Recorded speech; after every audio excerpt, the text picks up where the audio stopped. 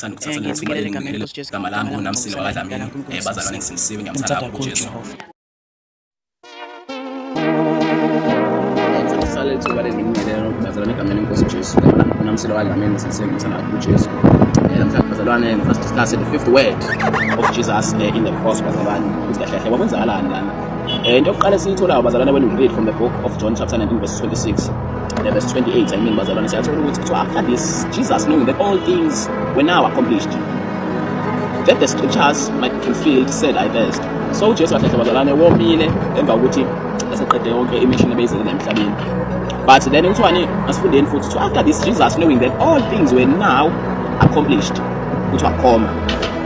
Yayibona lonto leyo. Leyakhoma yazi lesi statement lesishiwo lapha ngaphezulu sifikile from the statement lesisho njengamanje.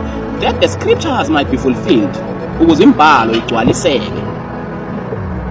uJesu wathi ngomile. So kahle kahle uJesu imandate yakhe wayeseyiqedile. But inkinga ukuthi uJesu there was a jurisdiction I operator under yona, there was a character I operator under yona eyayimenza ukuthi agcine sesho lo I test lo I test lo akawusho ngoba omiwe ngempela bazalwane emzimbeni, ngenzeka wayomiwe emzimbeni, but it was so that the scriptures might be fulfilled. Lo usivezele ukuthi uJesu bazalwane was a slave man. uJesu wayeyisigqila sani, wayeyisigqila sembhalo and the scriptures bazalwane. Izinto ezazibhaliwe I mean the prophecies and the scriptures bazalwane yizona izinto ezazikhomba uJesu. iTestament elidala bazalwane ngokuyisithunzi sokufika kaJesu, iTestament elisha ufika ukuthi ubakhe.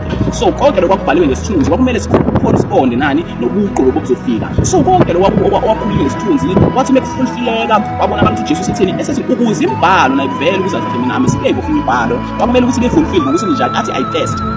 Bazalwane lo I test wakho uJesu uthatha kuphi? Lo I test wakho uJesu uthatha from the book of Psalms chapter 69 verse 21 whereby uDavid ekhala khona ethi banginikeza inyongo ukuba ngidle, bese wathi banginikeza uvinika ukuba ngiphuze. And futhi mesithola after lo I test wakho uJesu bamnikeza uvinika vele, kanti babengangazi ukuthi njengoba lento abayenzayo bayenza kanti nabo balandela ama scriptures njengoba uJesu elandela ama scriptures. Anyone who attached to uJesu wayengezakwazi uyibalekela le fact ukuthi uJesu was a slave of the scriptures. So musole lethu uJesu to a close proximity whereby now ama scriptures begin to affect you. Now you begin to ukuzuvele kulawo scriptures lawo, because lento le mpusuvinika lapha yazi ukuthi kahle kahle iscriptures asidependele kuyona nasekuna ekudeleleni wayo lento njengoba ithatha uJesu othi umiwo omelwa amanzi imnika uvinika, kanti yale nto kahle njengoba ithatha iyadelela yona, kanti yazi ukuthi siyaqhutshwa nayo ukuthi kahle kahle islavery salomuntu lo olenga esiphambanweni okuthiwa uJesu bazalwane was a slave of the scriptures. Siyakuthola ukuthi he was born of a virgin bazalwane. Uye lapha Isaiah chapter 7 verse 14 uyathola bazalwane Isaiah ichaza lapha ukuthi sign yokuvela kwakho Messiah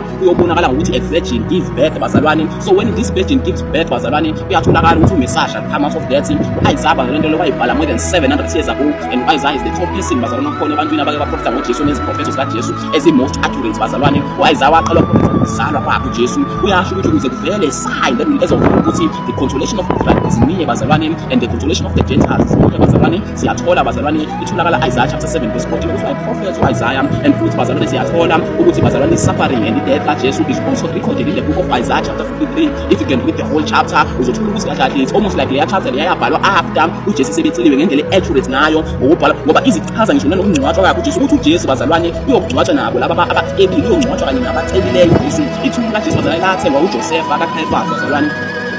uJosepha loyo bazalwane wayisiceli naye bazalwane.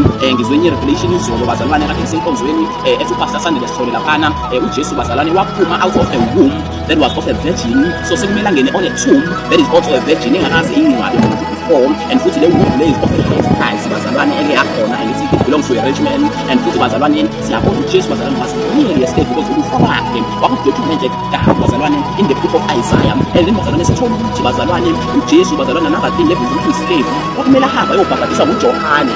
The reason why kumele ahamba ayobhabhadiswa nguJohane bazalwane because uthi imbhalo yayishilo bazalwane ukuthi uJesu kumele aqala adlule uJohane, ngoba uJohane bazalwane echaza imbhalo emidala ukuthi is the way bazalwane le okuthiwa is the voice crying in the wilderness making the way for the Lord to come bazalwane. uJohane ngisho naye bazalwane ngendlela ayixakeke ngayo ayixakeke uJohane ezisho ukuthi wena ngabe ubhabhadisa mina kanjani ukuthi mina ubhabhadisa wena, washo ukuthi uJesu kumele amchazele ukuthi hayi bafo, hayi ngoba freestyle la, hayi ngoba ngizama ukuxhoma lana, hayi ngoba ngizama uyihambilisha nami, hayi ngoba ngizama ukwenza kanjani, but because iscripture sasibhalile ukuthi lo ozohambisa indlela ozoqala enza indlela qala ukuthi uMessiah ahambe uJohane. So wakhona ukuthi uJohane njani aqala babhadisa uJesu, because mesithola bazalwane uJohane bazalwane kuthiwa from the book of Luke bazalwane chapter 1 verse 8 kuthiwa uJohane bazalwane grew in the spirit, he was much greater in the spirit. Kuthiwa uJohane bazalwane wakhula And mesithola uJesu bazalwane siyathola ukuthi kwakuLuke chapter 2 verse 52 bazalwane ukuthi uJesu grew in wisdom and in stature. Labantu abawu-2 bazalwane are the key people of the dispensation of salvation bazalwane,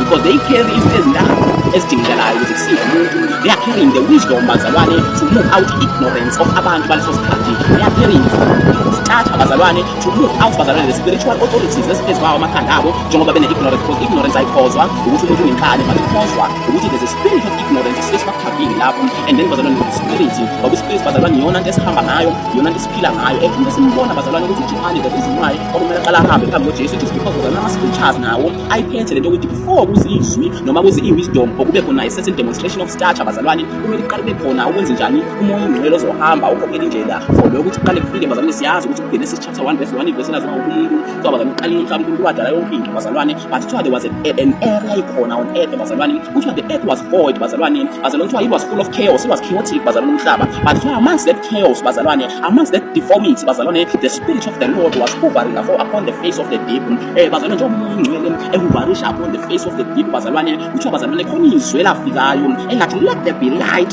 So before kwehle izwi elithile esisuka kuNkulunkulu, before kwehle something, some form of demonstration of stature bazalwane, kumele kuqale kube khona umoya ongcwele ozoqale wehle kuqala bazalwane, uzosetha indlela yaloko bazalwane. Siyathola ukuthi uNkulunkulu after sekukhona umoya ongcwele ezansi wakwazi ukuthi meshe izwi lifike leli izwi lelenseke njengoba eshilo uNkulunkulu. Siyamthola bazalwane umprofethi uSamuel bazalwane, each and every time ayizoprofesa bazalwane, lithi iBhayibheli the spirit of the Lord descended upon him and then he started prophesying prophecy bazalwane, it is wisdom esisuka kuNkulunkulu. So bazalwane before le wisdom isuka kuNkulunkulu eqale be demonstrated, kumele kuqale kwenzakala, kumele kuqale kwehle umoya ongcwele. Umoya ongcwele yini uyi-certification ukuthi le nto ezokwehla emva kwalana isuka from uNkulunkulu bazalwane, ningizwa. And bazalwane njengoba bazalwane simazi futhi omunye ekuthiwa uSamson bazalwane, uSamson bazalwane yena will cite le stature in the spiritual body kaNkulunkulu amandla. uSamson bazalwane before athatha inhlathi yembongolo ahlaye ngayo abantu bazalwane, kuthiwa the spirit of the Lord descended upon him before aqala demonstrate amandla bazalwane. Even uDavid before acula dance bazalwane ethempelini, kuthiwa the spirit of the Lord descend upon him. And kuthiwa nokwakho uJohane wona bazalwane, kuthiwa naye bazalwane waqala wahlela ngomoya ongcwele waseprofesa. So bazalwane each and every time uzoba khona a certain wisdom ezayo